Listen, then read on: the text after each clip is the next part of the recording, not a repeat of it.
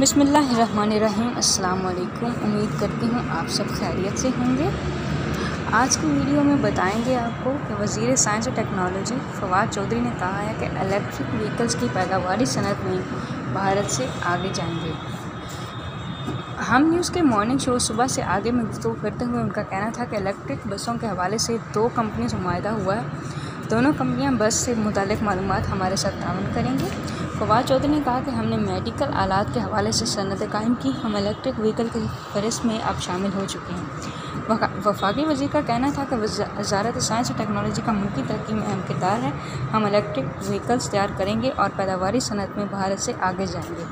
उन्होंने कहा कि अपोजिशन ज़ाती केसेस को ख़त्म करने के लिए आते हैं। हम कहते हैं कि आप आ जाएं, मगर मुल्की तरक्की के हवाले से बात करें।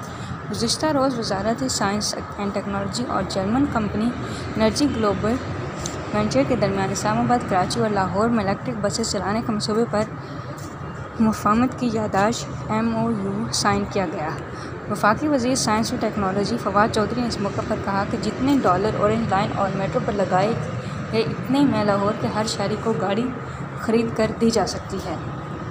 इस्लामाबाद में वज़ारत साइंस और टेक्नोलॉजी और जर्मन कंपनी एनर्जी ग्लोबल के दरमियान इलेक्ट्रिक बसों के हवाले से मुआहदे पर दस्तखत की तकरीब से खिताब करते हुए वफाकी वज़ीर साइंस टेक्नोलॉजी ने कहा कि पाकिस्तान को अपने पाँव पर खड़ा करने के लिए साइंस और टेक्नोलॉजी को फ़रोग़ देना है, जिसके लिए यूनिवर्सिटियाँ और इंडस्ट्रियाँ मिलकर काम करेंगी। उम्मीद करती हूँ आज का पैगाम आपको पसंद आया होगा। अगर आपको पसंद आया वीडियो को लाइक कीजिए, चैनल को सब्सक्राइब कीजिए। बहुत शुक्रिया। अल्लाह।